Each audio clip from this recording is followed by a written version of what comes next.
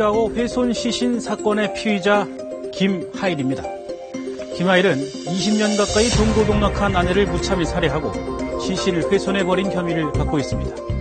불과 4개월 전 수원에서 발생한 박춘풍 사건과 그보다 앞서 일어난 용인 10대 모텔 살해 사건, 그리고 오원춘 사건에 이르기까지 최근 들어 엽기적인 시신 훼손 사건이 잇따라 벌어지면서 사회적 불안감도 커지고 있습니다. 오늘 뉴스 따라잡기는 이딴 잔혹범죄의 유형과 이유를 분석해봤습니다.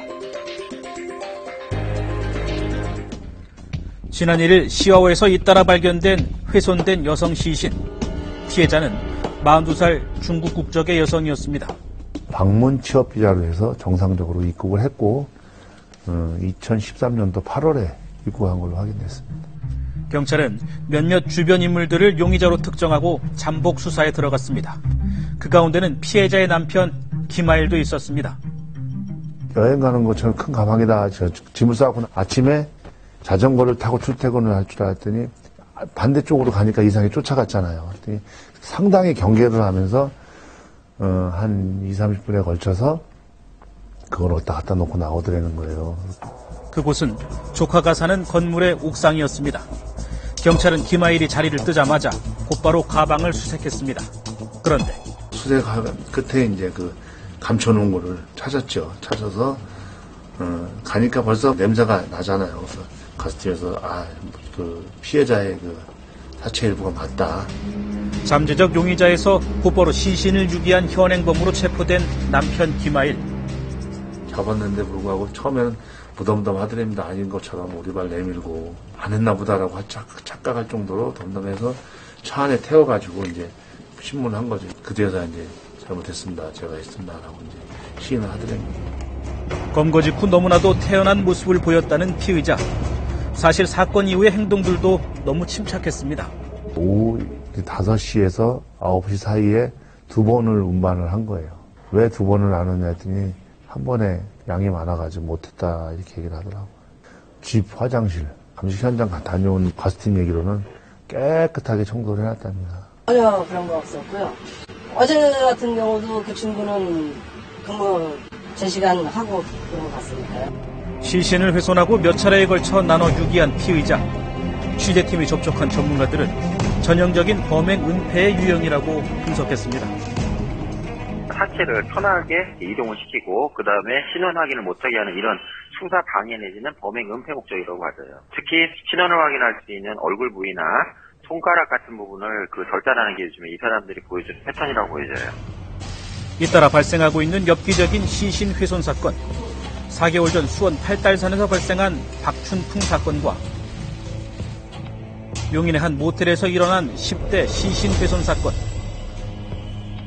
그리고 길 가던 여성을 붙잡아 잔인하게 살해한 오원춘 사건에 이르기까지 전문가들은 이 같은 시신 훼손 범죄의 유형과 이유를 크게 3가지로 분류하고 있습니다.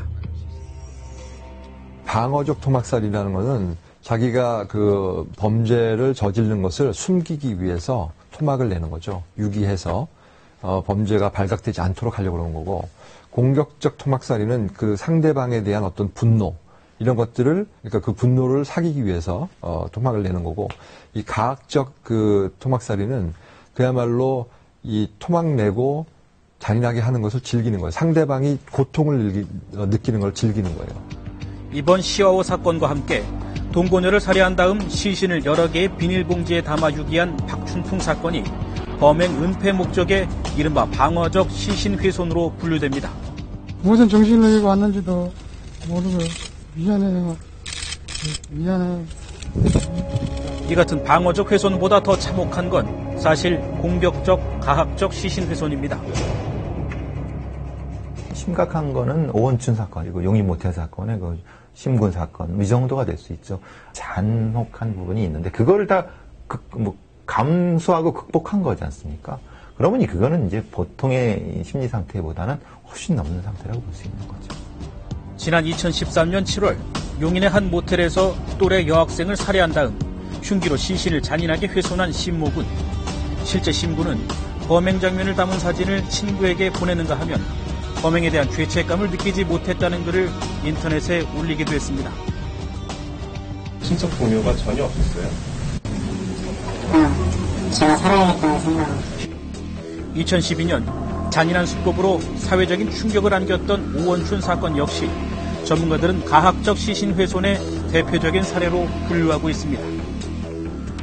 피해자에 대한 죄책감을 느끼기보다는 사건 발생의 원인을 피해자한테 전가하는 그런 것을 통해서 자기 범죄를 합리화하는 이런 심리 상태를 나타내고 있었습니다. 오원춘이나 그 학생 사건은 수사 과정상에서 전혀 죄의식이 없고 무기권을 행사하던가 그럴 만하다 이런 식으로 얘기를 하거든요.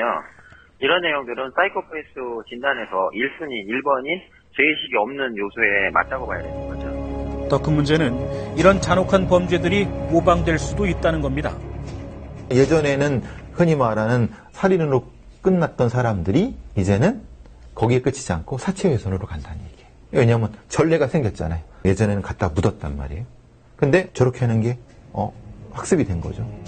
이런 잔인한 범죄를 줄이기 위해선 역시 사회 공동체 의식의 회복이 급선무라고 강조합니다. 공동체의 그 범죄에 대응하려는 노력, 공동의 노력, 다른 사람을 배려해주는 마음, 그리고 무슨 문제가 생기면 자기가 참여해서 문제를 해결하려고 하는 어떤 그 적극성, 이런 것들이 굉장히 필요하고. 사랑하는 사이끼리 또는 이렇게 친한 사람끼리 이런 사건이 벌어진다는 게 문제거든요. 그래서 이런 걸 막기 위해서는 우선적으로 인간 간에 소통할 수 있는 프로그램들을 늘고 있는 잔혹 범죄를 막기 위해 지금보다 더 중한 형벌을 내리는 것도 필요하다고 전문가들은 강조했습니다.